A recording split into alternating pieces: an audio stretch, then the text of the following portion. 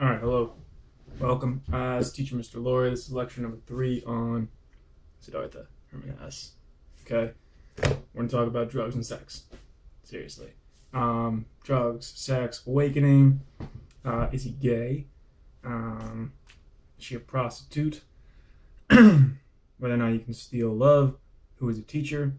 And the way you describe your actions. All right, let's begin. So this is going to cover chapters Awakening and Kamala. Awakening. I don't know if you know the Beatles song Day in the Life, but it's like, woke up, got out of bed, tried to comb across my head, and He goes, went upstairs and had a smoke. Everything changed and I went into a dream. And then it goes like, and then the song gets very trippy. Let's say he's not smoking tobacco, right? That's a reference to marijuana.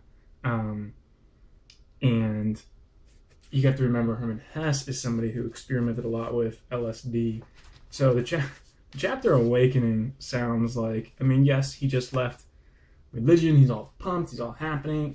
But this kind of like vibrancy of the world, you might be thinking, what did he dip into his coffee at the time of writing this?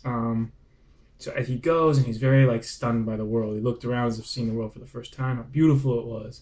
Everything was beautiful, everything mysterious and magical. In the midst of all of this was he, Siddhartha, the moment of his awakening. What's cool, his epiphany is like, I don't know me, and I didn't realize the world was this beautiful. So he's very like taken aback, and he's very, he's very like moved by all of this. It's interesting in the last paragraph on that chapter, they say that Siddhartha emerged more firmly self than before, solidified. This he felt had been the final shivering of awakening, the final pangs of birth. Once he began to walk again. So it's interesting that Siddhartha's like, the worst is behind me. Now I've suffered the worst. Moving on, everything's going to be beautiful and wonderful and magical. Let's find out whether or not that is true. But that kind of like adolescent, like, I've already done everything bad. Like, here we go. It's going to be great. It's slightly prophetic. This is the chapter Kamala. So this is the beginning of part 2, right? Chapter Kamala. He's a beautiful character. He's a really interesting character. Definitely the second most important character in this book, I think. Maybe Govinda. Anyway. This is, it's sexy go time. Let's remember Siddhartha is a good-looking young man. He's been kind of sheltered, isn't really known the joys of sexuality. As he's like kind of wandering around, like amazed, still like that.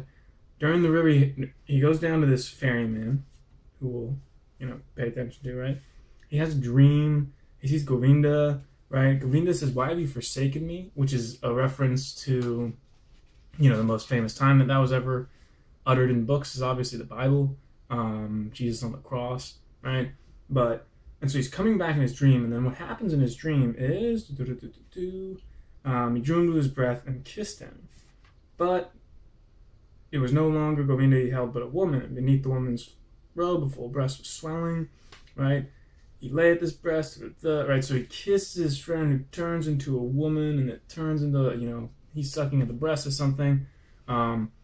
Is he gay? Students always ask at this point in the book or later or another, they look it up, whatever. Is he gay? I wouldn't look at sexuality in terms of like a binary, like gay, straight in this instance. Maybe more of a spectrum, maybe the Eastern kind of notion of like oneness or wholeness or like, yin and yang. It's not as simple as it appears. So keep your eye on that. I don't think there's a simple yes or no answer, certainly not yet at this book. At daybreak, he's going around. He goes to this village, right? And Siddhartha's walking around like, everything's awesome and great and wonderful. All right, probably a big old smile on his face. Goes down, and there is a nameless young woman. Passes through a village, right?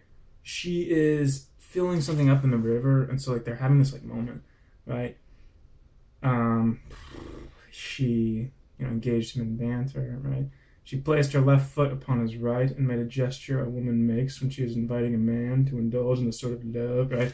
It's like, okay, right? She's like, You want to come, go around that tree and, right? And he walks up and, quote, he bent down before the woman and kissed the brown tip of her breast. Looking up, he saw desire in her smiling face. Her half-closed eyes beseeched him longingly, right? So again, Siddhartha's like, whoa, this could be the moment that fireworks go off instead. He kind of freaks out and he's like, no, I can't do that, right? And he leaves. Either way, not bad for a guy still in the loincloth, wandering around. And as he goes in this village, he sees a character which changes his life in this book, certainly. This woman goes by with a beautiful face, very clever. She's got servants carrying her. Siddhartha thought, he smells her perfume. He's like, right, what a fine omen marks my arrival in the city. He entered the city. He now had a goal, right? So he has a goal. He goes and he gets his haircut. He gets, puts on a little clothes, and he goes to meet her. And let's talk about who she is for a second. The name of the woman he learned from this is the Grove of Kamala, the famous courtesan. In addition to the Grove, she owned a house in town, right? So she's a courtesan, right? Is she a prostitute? I looked this up. According to Wikipedia, courtesan was kind of, I don't know if we have a modern equivalent, but these were people who kind of spent time in the court. Usually beautiful women who, would keep men company, so to speak, when men and women lived in different houses. Apparently, the Japanese counterparts had more entertainment purposes, but they also had that other role. I don't know about that. That seems like it'd be hard to validate. But I don't know. I wasn't alive at the time. Either way, is she a prostitute? She might be a little bit more refined than that. She might be more of like a connoisseur of the arts. The illusion that she owns a house in town might tell you, like, this is somebody who's wealthy, who maybe chooses this life because that is what she wants to do. Not because she has to. And I think that's a big difference between like forced prostitution and or prostitution, but for the sake of like you have no other options in life, which is the norm, versus like I chose to do this because this is what I want to do. So I don't know, right? Let's talk about what she's doing. Right, he comes in, as he's talking, she says, or he says to her, like, aren't you afraid that I could just take your love? Right? Because he's like, teach me love. And she's like, yeah, maybe, bit by bit, right? And he's like, no, do it now. And she's like, no, slow down there, little boy, And he says, like, I could take it from you because I'm stronger. And she points out to him, and this is a pretty beautiful point. He only gives to them what and to whom he will. It is precisely the same with Kamala and the pleasures of love. Beautiful and red is Kamala's mouth, but try to kiss it against her will, and you will not get from it a single drop of sweetness, though it has much sweetness to offer. You are a willing pupil, Siddhartha, so learn this well. Love can be begged, bought, or received as a gift. One can find it in the street, but one cannot steal it. This notion of yours is misguided. So she puts Siddhartha in her place, and so she has, again, like in addition to her wealth and her houses and all that, she has an element of like wisdom and knowledge about her. He, undeterred, kind of the next time they all meet, she says to him, like, he does get a kiss, right, which is nice. And there's a big old long description. And he says, like, listen, he says, when I can get anything that I want. It's like this when Siddhartha has a goal. Siddhartha does nothing. He waits, he thinks, he fasts. And he describes like a stone dropping in a river and dropping to the bottom. So that's how he would describe how he attains anything in life.